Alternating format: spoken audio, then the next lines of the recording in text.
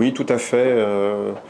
Dans l'histoire de la République islamique, il y avait déjà eu des trucages, mais disons, là, en général, notamment quand il y avait une participation forte de la population, disons, l'opinion majoritaire était respectée.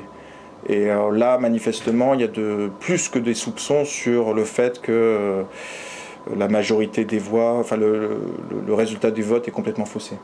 Et compte tenu de l'ampleur du trucage, là, effectivement, il y a une rupture, on va dire, dans l'histoire de la République islamique. Oui, on entend effectivement depuis l'arrivée au pouvoir d'Ahmadinejad des rumeurs comme quoi les passedarans, à travers Ahmadinejad, préparaient un coup d'État. Bon, pour l'instant, on ne sait pas tout, mais bon, il y a des groupes politiques officiels qui ont clairement là accusé les passedarans d'être à l'origine de ce qu'eux ils appellent un coup d'État militaire. Donc là, effectivement, il s'est passé, je veux dire, Ahmadinejad, par qui il est soutenu, il est surtout soutenu par les passedarans. Donc effectivement, là, il joue un rôle politique qu'il n'avait quasiment jamais joué en direct dans la République islamique d'Iran. Pour être honnête, là, on est face à tous les jours, il y a des nouveaux événements. Je pense qu'il y a un ras-le-bol, un sentiment d'avoir été floué de la part d'une majorité de la population. Donc il y a cette colère, mais pour l'instant les gens demandent où sont passées leurs voix.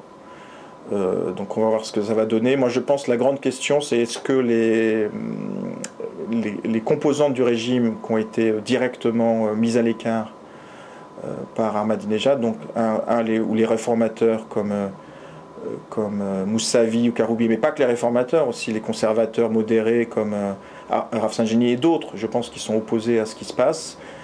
Est-ce qu'ils vont arriver à présenter une sorte de front uni, alors ou pour négocier avec Ahmadinejad, ou pour, si vous voulez, pour arriver à l'empêcher de prendre tous les pouvoirs, et également donner, si vous voulez, un sens politique aux manifestations de rue. Ça, c'est la grande question. Moi, j'ai pas la réponse à cette question.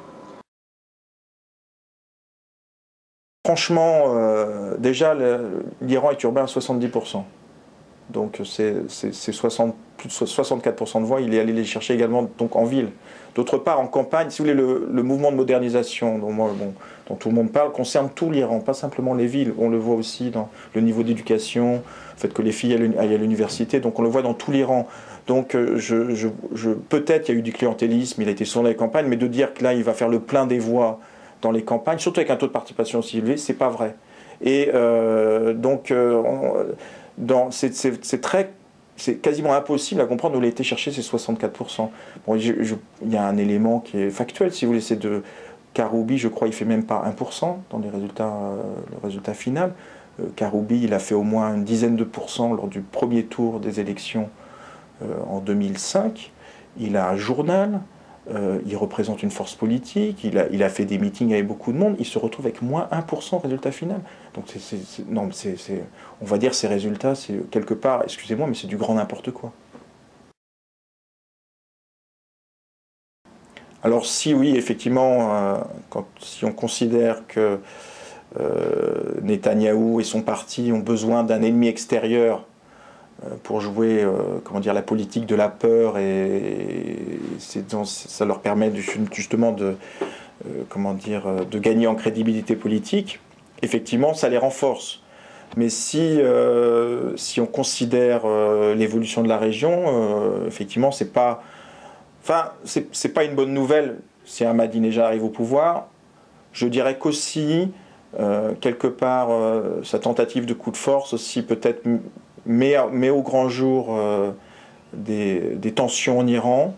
Alors on ne sait pas comment ça va évoluer, mais disons ça permet aussi peut-être en Iran une clarification des différentes positions. Je pensais notamment au rôle du guide, là, qui c'était peut-être un peu surprenant, qui avant était beaucoup plus médiateur et qui a carrément tout de suite validé l'élection d'Ahmadinejad. Donc effectivement, c'est pas bon pour l'environnement politique de la région. D'un autre côté, bon, je vous dis, on est dans l'incertitude. Il faut voir qu'est-ce qui va ressortir des tensions politiques actuelles.